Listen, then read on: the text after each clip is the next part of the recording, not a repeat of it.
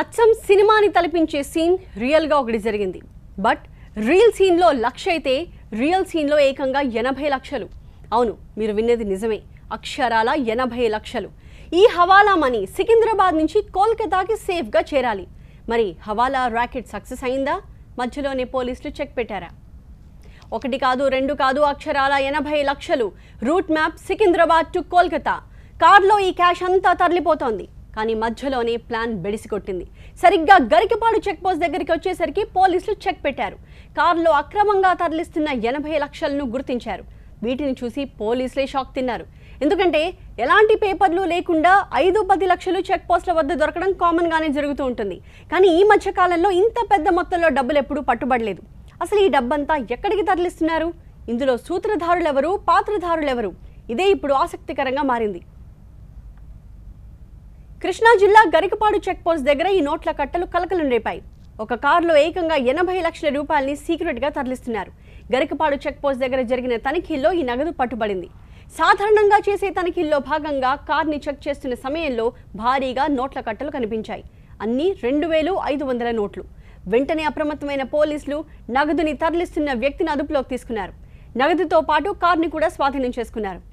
కోల్కతాలో ఒక ల్యాండ్ని కొనేందుకు ఈ నగదు తీసుకువెళ్తున్నట్టు బాషా పోలీసులకి తెలిపాడు. అసలు అతని మాటల్లో నిజమెంత అని తేల్చే పనిలో పడ్డారు ఇప్పుడు పోలీసులు. బంగారం వ్యాపారి మహమ్మద్ బాషా ఈ నగదును తరలిస్తున్నాడు. సికింద్రాబాద్ నుంచి ఆ డబ్బుని కోల్కతాకి చేర్చాలి. కానీ మధ్యలోనే ప్లాన్ బెడిసికొట్టింది. ఈ డబ్బుకి సంబంధించి మహమ్మద్ బాషా దగ్గర ఎలాంటి పత్రాలు లేవు. అందుకే ఇది హవాలా మనీగా భావిస్తున్నారు. ఇదంతా బాషాకి చెందిన డబ్బేనా?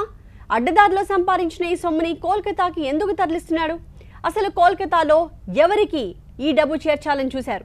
ఇదంతా పోలీసుల ఎంక్వైరీలో బయటపడనుంది. మరోవైపు ఈ హవాలా మనీ తరలిస్తున్న బంగారం వ్యాపారి మహమ్మద్ బాషాని పోలీసులు ఐటీ అధికారులకు అప్పగించారు. చిల్లకల్లి పోలీస్ స్టేషన్ లిమిట్స్ గరికపాడు వద్ద వెహికల్ చెకింగ్ సందర్భంగా మా చిల్లకల్లు 2SI గారు అయినటువంటి మహాలక్ష్మి గారు వెహికల్ చెకింగ్ చేస్తున్న సందర్భంలో AP09 CS 711 అని ఎకో స్పోర్ట్స్ వెహికల్ నందు చెక్ చేయగా 80 లక్షల రూపాయలు క్యాష్ ఉండటం జరిగింది. అందులో 32 కట్టలు 500 రూపాయలు, 8 కట్టలు 2,000 రూపాయల నోట్లు కలిగి ఉన్నాయి. మొత్తం 80 లక్షల రూపాయలు ఉన్నాయి. దీనికి సంబంధించిన యజమాని, దాంట్లో ఉన్న యజమాని లస్కర్ మహమ్మద్ బాషా.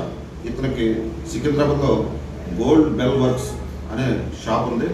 ఈ షాపు నుంచి కలకత్తాలో ఇతను ఒక ల్యాండ్ పర్చేజ్ చేసి దాన్ని తీసుకెళ్తున్నట్టుగా చెప్తున్నాడు.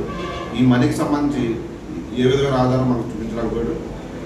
కనుక ఇది ఇన్కమ్ ట్యాక్స్ డిపార్ట్మెంట్ వారికి విజయవాడకి పంపడం జరుగుతుంది.